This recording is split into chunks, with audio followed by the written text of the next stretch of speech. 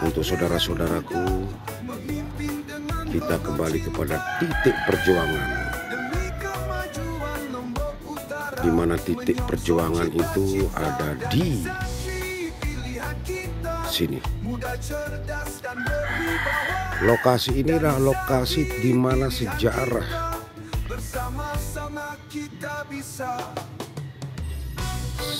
di mana PDI Perjuangan, Gerindra, PKS memunculkan dan menenggelamkan, memunculkan kembali dan menenggelamkan kembali. Dan di sini pula titik awal menuju 2024. Kita akan kembali menorehkan sejarah.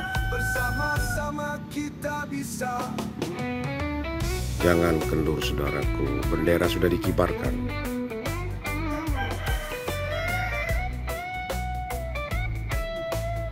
Hanya satu kata, bertempur lawan merdeka. Bersama Dani Zaki kita berjalan, merangkul semua kalangan. Dani Zaki pilihan kita, muda, cerdas dan berwibawa. Dani Zaki pilihan kita, bersama-sama kita bisa.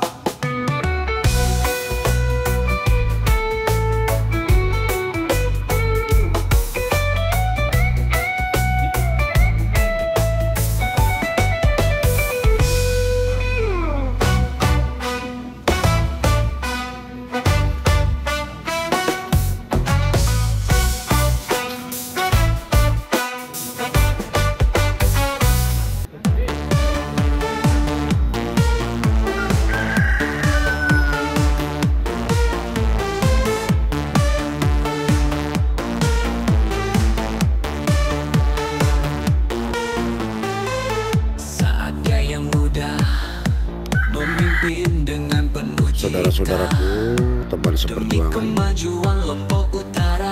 kita kembali. Assalamualaikum warahmatullahi wabarakatuh. Om Swastiastu, Namo Buddhaya, dan salam kebajikan untuk kita semuanya. Polong renten, polong jaring tiang selapuk makin iki, si bau datengin kegiatan rekrutmen relawan Dani Zaki pada sore hari ini yang saya banggakan. Berketepatan bahwa acara ini diadakan di tempat yang, sehingga apapun itu yang harus bertanggung jawab terhadap suksesnya pelaksanaan daripada pembentukan tim relawan ini. Namun sebelumnya izinkan saya menjelaskan beberapa hal kepada kita semuanya sebagai bahan ilustrasi, background, latar belakang ya, dari kenapa kemudian perjuangan ini kita harus satu energi secara bersama-sama. Jadi perlu saya sampaikan dan saya memberikan penjelasan kepada kita semua.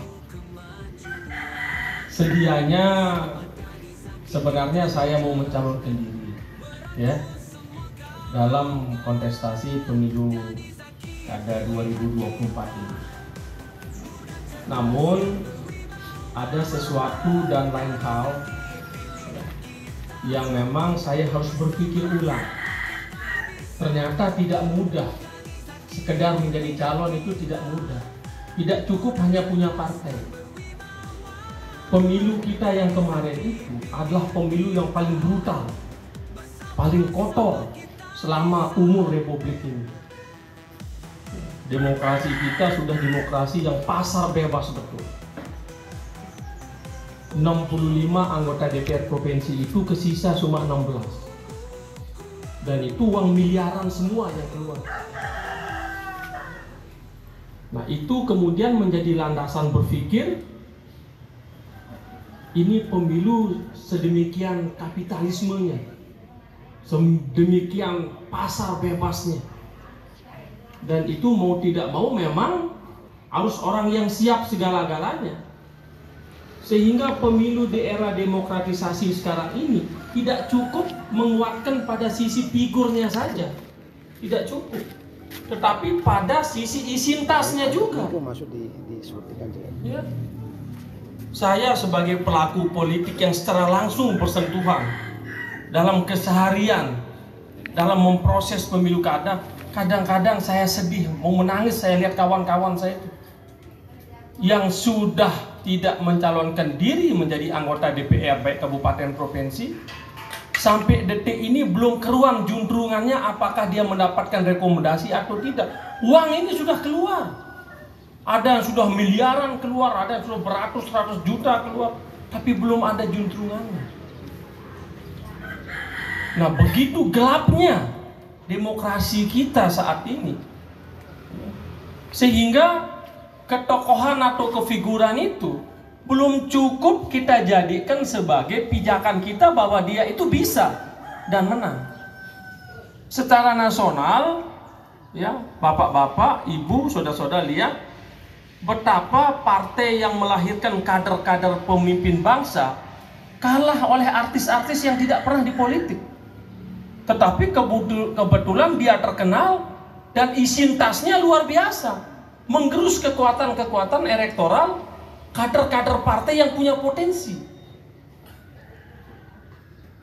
Segmentasi politiknya seperti itu sekarang ini. Nah, oleh sebab itu ini juga menjadi landasan berpikir saya. Ya, saya buka saja tapi jangan direkam ya. Renten kita saja yang paling timur.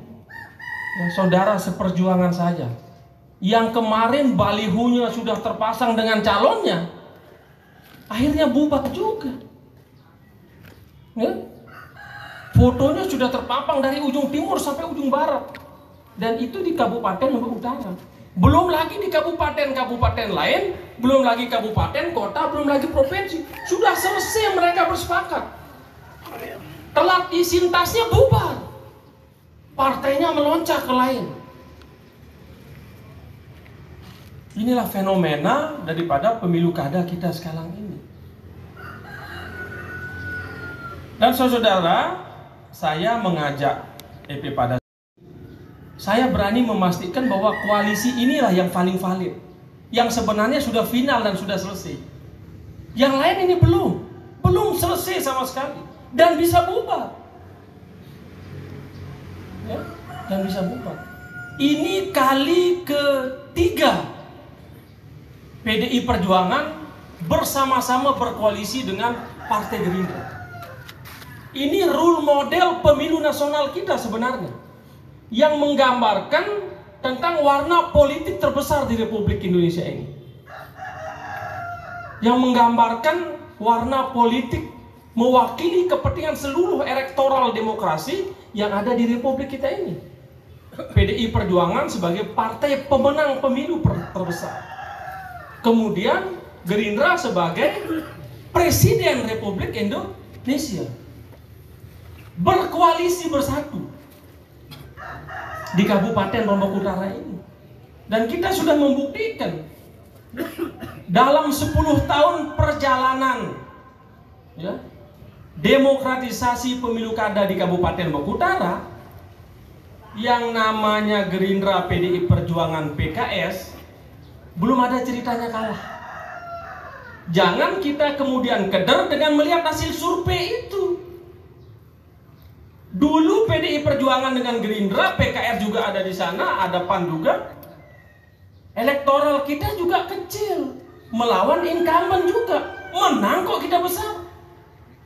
Besar kita menang. 5 tahun kemudian bersatu kita kembali. PDI Perjuangan, Gerindra, PKS, ada PAN, incumbent juga. Elektabilitas juga luar biasa, uangnya luar biasa, jatuh juga. Artinya saya melihat bahwa soliditas ya, terutama ketiga partai politik ini, PDI Perjuangan, Gerindra, dan PKS ini, dalam ya mobilisasi militansi daripada kader partai, garis lurus dengan pemilihnya itu sudah kita sama-sama bisa bekerja. Pak Ang di sini kan, salam.